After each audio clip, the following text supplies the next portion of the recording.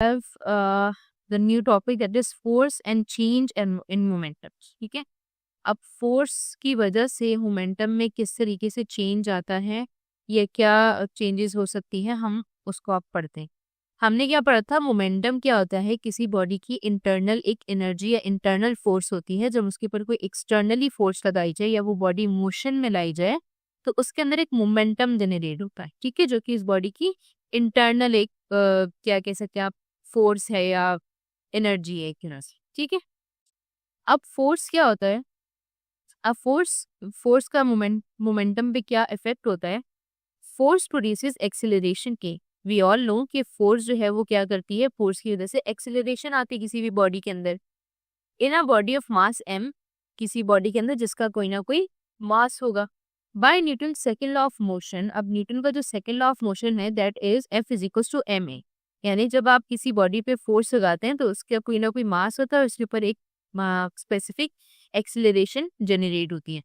So the acceleration produce, जो acceleration इसमें से प्रोड्यूस हुई है, अच्छा ये बहुत सिंपल फॉर्मूला है, कुछ भी इसमें ऐसा नहीं है हार्ड एंड फास्ट कि भाई आप लोगों को समझ में नहीं आनी हो। ठीक है, तो इट्स वेरी वेरी इजी। अब क्या है इसके बाद कि the acceleration produced in the velocity, जो एक्सेलरेशन प्रोड्यूस हुई है बिकॉज आपने फोर्स लगाए हैं। और एक्सेलरेशन का मतलब क्या होता है कि वेलोसिटी आपके पास चेंज है, यानी कि वेलोसिटी जो है वो कोई ना कोई उसके अंदर चेंज आया है, यानी वो स्पीड अप हुई है कोई भी चीज़ या उसके कम हुई है, तो ये जो भी है उसकी इनिशियल वेलोसिटी से उसकी जो फाइनल वेलोसिटी है वो चेंज हुई है। वो किस वजह से होता है, फोर्स की वजह से होता है। तो अब हमें पता है कि एक्सेलरेशन का क्या जो है फॉर्मूला होता है कि acceleration is equal to change in velocity upon time. Change in velocity में क्या आता है, V F minus V I upon time delta T, यानी कि स्पेसिफिक टाइम में वेलोसिटी के अंदर कितना चेंज आया है वो हमें एक्सेलरेशन बता रहा होता है। नाउ अब हमने क्या किया कि ये एक्सेलरेशन की जो वैल्यू है इसको मैंने पुट कर दिया इस जगह। ठीक है, F is equal to M A में मैंने ए की जगह एक्सेलरेशन की velocity, F is equal to M और ए की जगह V F minus V I upon A T, sorry delta T. और अब अगर इसको मैं, ये मेरे पास एक इक्वेशन आ गई। ठीक है, अब अगर मैं देखूँ तो ये m जो है वो ऊपर वाली जो वैल्यूज है, क्योंकि m is in the numerator, तो m जो है वो जो ये वाला न्यूमिनेटर है वी एफ माइनस वी आई किस तक क्या हो रहा है, मल्टीप्लाई हो रहा है। तो जब भी हम वेरिएबल्स मल्टीप्लाई करते हैं तो हम इसी तरह मल्टीप्लाई करते हैं कि m वी एफ के साथ मल्टीप्लाई होगा तो m वी एफ आ गया, माइनस एज इट इज आ गया, और m वी आई के साथ मल्टीप्लाई आ गया तो m वी आई। तो ये मेरे पास एक और नई इसकी शक्ल आ गई। और सबसे इम्पोर्टेंट बात, हमने इस चैप्टर के ग्रैंड टेस्ट का जो प्रैक्टिस टेस्ट है उसका लिंक हमने डिस्क्रिप्शन में डाल दिया है। आप डिस्क्रिप्शन में जाकर ये ऊपर पहला लिंक है प्रैक्टिस ग्रैंड टेस्ट को, यहाँ पे जाएं और सॉल्व करें और प्रैक्टिस करें। यहाँ से आपने अगर प्रैक्टिस कर ली, आपके एग्जाम्स के अंदर MCQs के अंदर 100% मार्क्स गारंटेड है। उसके अलावा अगर आपको हमारे फ्री नोट्स चाहिए, lecture, guest papers, model papers चाहिए तो इस पहली वाली लिंक पे क्लिक करके आप हमारे चैनल को ज्वाइन हो जाए और दूसरी वाली लिंक को क्लिक करके आप हमारा व्हाट्सएप ग्रुप है इंपॉर्टेंट प्रीमियम, उसको ज्वाइन हो जाएं। ठीक है, अगर आपको ट्यूशंस वगैरह के अंदर एनरोल होना है, कोई डाउट है तो ये हमारा व्हाट्सएप नंबर, इस पर क्लिक करेंगे आप डायरेक्ट व्हाट्सएप पे चले जाएंगे और तमाम बुक्स के PDF इस वाले यहाँ पर आखिरी वाले आपके पास गिवन है। आप यहाँ से कोई भी बुक उठा सकते हैं, आपकी जो मर्जी चाहे, सारी की सारी क्लासेस का। इसके साथ साथ आपसे रिक्वेस्ट है आप चैनल को सब्सक्राइब और वीडियो को लाइक भी करते हैं। अब मुझे पता है कि mv तो मेरे पास मोमेंटम होता है, हमने ऊपर पढ़ा था कि p is equals to mv। What is p? p is momentum which is equals to product of mass into velocity. तो मेरे पास ऊपर तो mv आ रहा है दोनों जगह पे, अब एक आ रहा है mbf, एक आ रहा है mvi। अब इसको मैं पहले यहाँ से एक चीज समझाने की कोशिश करती हूँ कि अगर मेरे पास डेल्टा p की बात करी, यानी चेंज इन मोमेंटम की बात, किसी भी चीज की अगर मैं चेंज की बात करती हूँ तो हम हमेशा क्या करते हैं कि फाइनल में से इनिशियल को माइनस करते हैं।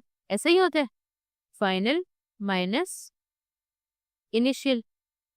अब अगर मैं सिर्फ फाइनल मोमेंटम की बात करती हूँ, फाइनल मोमेंटम की अगर मैं बात कर रही हूँ तो फाइनल मोमेंटम का फॉर्मूला होता है mv। अब मास तो फाइनल हो, इनिशियल हो, ऊपर हो, नीचे हो, मास तो सेम ही रहेगा, बट वेलोसिटी फाइनल है तो इसीलिए वो फाइनल मोमेंटम की बात हो रही है ना।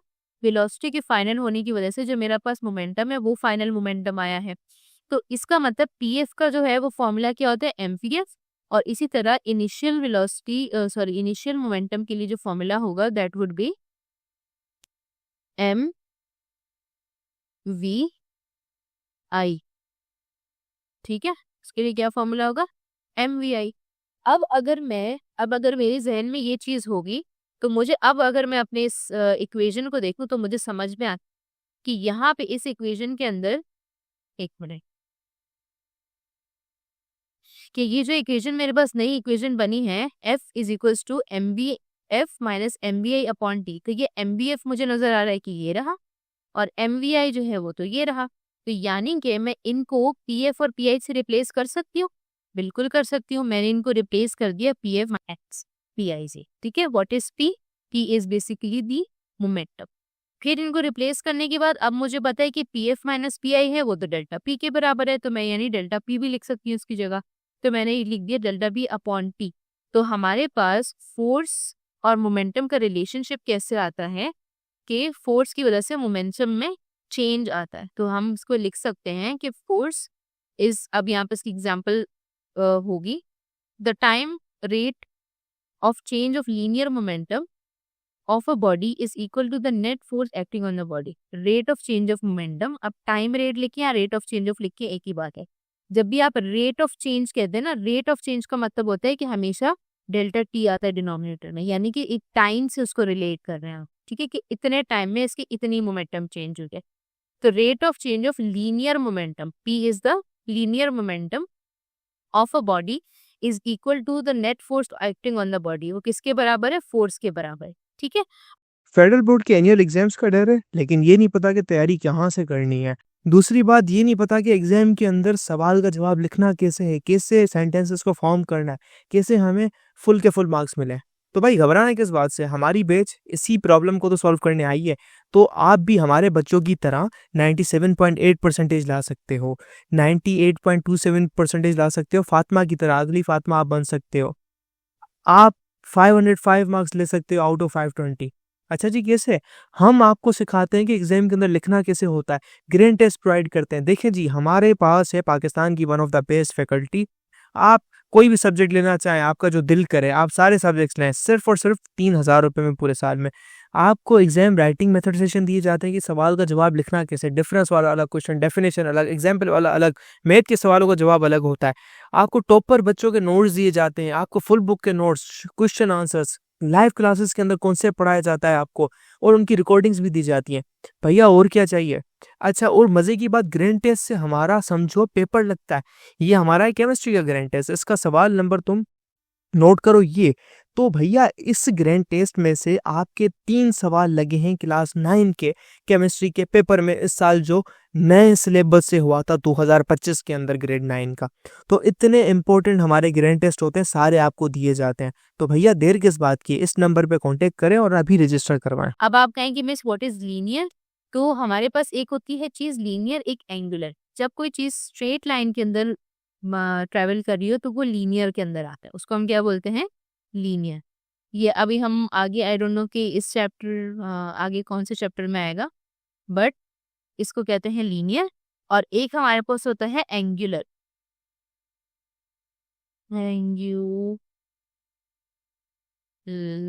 एंगुलर कब होता है, जब कोई बॉडी सर्कल में मूव कर रही हो या सर्कुलर मोशन में मूव कर रही है, तो उसके अंदर जो भी चीजें आती है, वेलोसिटी भी एंगुलर होती है, मोमेंटम भी एंगुलर होता है, डिस्टेंस भी एंगुलर होता है। तो वो हम बाद में पढ़ेंगे जब हम इस टॉपिक पे आएंगे। ठीक है, तो this is what P is, linear momentum of the body and it is equal to the net force acting on the body. This means that for sudden change in momentum force is large and vice versa.